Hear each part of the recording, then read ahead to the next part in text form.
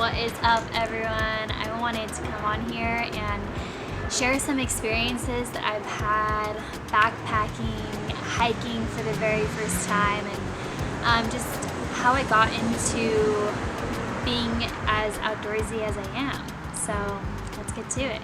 I began my outdoorsy journey when I was a senior in high school.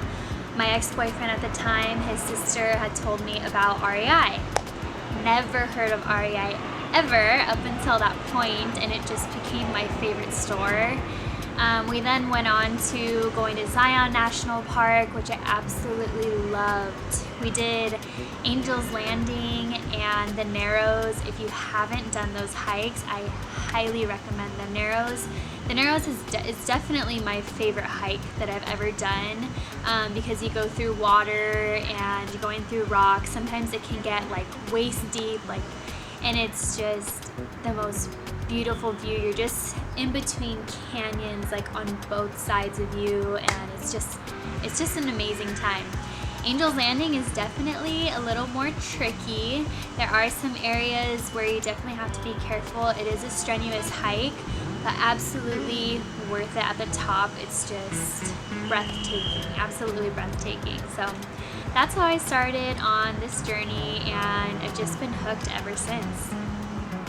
I still will never forget my hiking trip from literally hell. I was super unprepared for this trip. It was at Bridge to Nowhere, which is in Los Angeles, in the Angeles National Forest, and I had no idea what could truly go wrong in a hike, and I learned the hard way for sure. So initially I didn't even know where the hike started, which was my first error of the day. So I started, first of all, in the wrong spot. I listened to other people that were starting in the wrong spot as well. They had navigation, and I thought, oh, I'm in good hands. These people totally know where they're going. And so I just trusted it, didn't do my own research, and I started on this hike. So time goes on, and my boyfriend at the time was like, I'm like so tired of this hike, like let's just start going down, because we're just kind of like around the mountain, but we're not actually going down to like where the river is. And so I was like, okay. So we started to go down, and we started to go down areas which were pretty steep. Like we were jumping off like small cliffs.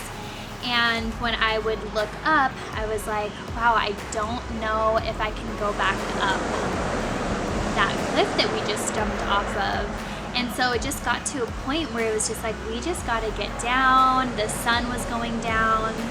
At this point, there was no signal on the hike, and so we were like constantly trying to call 911, and obviously they weren't answering, because when you don't have signal, your calls don't go through, and that also includes dialing 911. Like it just won't work, and I didn't realize that, and learned the hard way about that too. I think the only thing I had eaten that morning was a granola bar. I maybe had like 2 bags of hot Cheetos in my backpack, like so unprepared. I don't even remember. I maybe had like 1 or 2 water bottles with me. And so we were going down these cliffs, and I just remember like we just got to keep going down. Like there's no way. We had our dog with us, and she was struggling. She was just a pup at the time, maybe like 6 months old. And she was having a hard time going down these cliffs, and it was very stressful. By the time we got to the bottom, we finally did, like I had blood everywhere, like my bottom was just like raw from going off these cliffs and just doing what I had to do at that time. So it was, when we got down, so we had been yelling actually on the hike, and we were just like, help, like is anyone there, like help, like on the top of our lungs. I thought I was gonna die. And once we got to the bottom, we found some people who pointed us in the right direction, and we saw the people that we originally started with on the hike, and they told us that they thought that we were dead and they called for help. And so a little bit later we saw some like a rescue helicopter coming. We heard like sirens, and it was just a whole thing. And so we got to the bottom, checked in at the ranger station because we knew that they were looking for us and didn't want them to look for us anymore, letting them know that we were safe. We got evaluated there. They just checked like our wounds and stuff that we had. And moral of the story is to be prepared for anything. Know where you're going for sure at all times. Don't trust that other people are going to guide you the right way, because you just never know. Always have enough water, have a little bit of extra food. You seriously, like, the weight that you're carrying is not a big deal, and it'll come in handy if something really does ends up happening. So that's definitely what I recommend, and I will never have that happen to me again. I'm just happy that we made it out alive and that all is well. I absolutely love cooking in the outdoors. There are several things that I love to cook. Tacos is definitely a big one for me. Hamburgers, hot dogs, those are easy. I've made nachos, like you just get some ground beef and some chips, melt some cheese, like have that on a cast iron in the fire.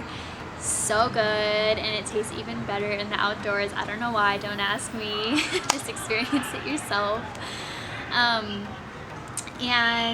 what else? I love to pre-cut some of like my vegetables. If I know that I'm not gonna have running water on a hike, on a camping trip, I will pre-cut like my onions and my cilantro and have some things ready so that I don't have to take out a bunch of items when I'm camping.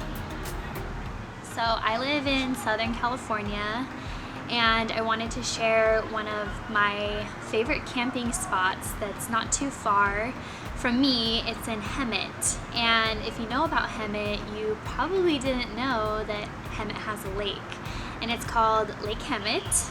Clever name. And it's just an amazing spot. You can camp pretty close to the water, like wherever you're camped, like most likely you'll be able to see the lake there. It's a beautiful view. There's fish in the lake. I actually went with my boyfriend and we caught, I believe it was a trout. I could be wrong, but he cooked it for us, and funny thing, he's actually allergic to fish. He ended up trying fish this day to see how he would react to it, and he reacted really well. So found out that day that he wasn't allergic to that type of fish. And it was just overall an amazing time. I'll show some pictures, and definitely recommend going camping there if you want something that's close by.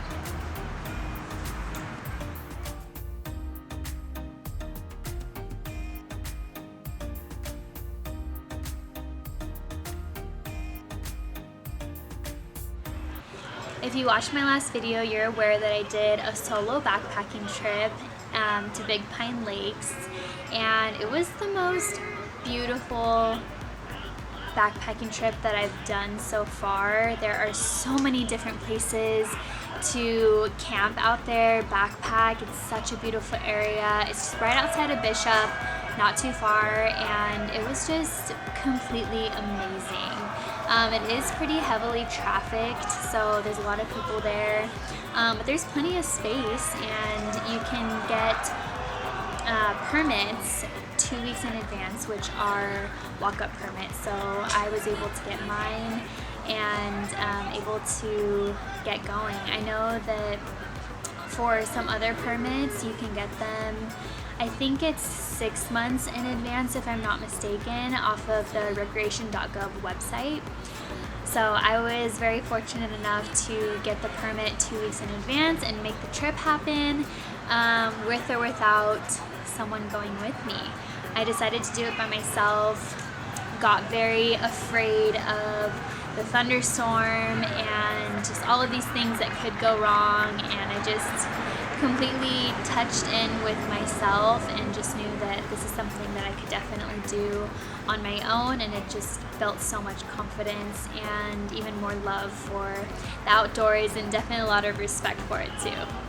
One of the main reasons why I decided to do a solo backpacking trip was because I really wanted to gain confidence in being in the outdoors by myself, not relying on other people, just solely relying on myself and my abilities to figure things out, and I totally did that. I was really afraid of the thunderstorm, and it really wasn't nearly as bad as I thought it was going to be in my head. I thought, oh my gosh, like it's going to be raining, like what if the rain gets in my tent and I'm going to be cold, and what if all my things get wet, and what if my dog is super wet and then he's struggling to keep warm, and just like all of these things coming up in my head. And then I thought, well, what if there's a bear? Like, what am I gonna do? How am I gonna protect myself? And all these things. So I ended up getting bear spray for this trip, which definitely made me feel comfortable being out there by myself. Having my dog was a huge one too. Sometimes he would be looking in the distance, and I'm like, what do you see? And then he starts barking, and I'm like, oh gosh, like he sees something that I don't see. And so it was just very helpful to have him, because there are so many things that they can see that we can't see, or things that they can smell that we can't smell. So having him was definitely amazing. So if you have a pup, definitely take them with you if you plan on going on a solo backpacking trip. But I definitely recommend it, something that I would do again, although I do love backpacking in a group more than I like solo backpacking. So that was something that I learned about myself, but I wasn't going to learn it until I actually try it out. So I definitely recommend it. Stay safe, whatever you end up doing, and just really research into the trip that you're gonna do, and research into ways to make yourself feel safe, whether that's getting a satellite phone, getting bear spray, carrying a knife, whatever that looks like for you.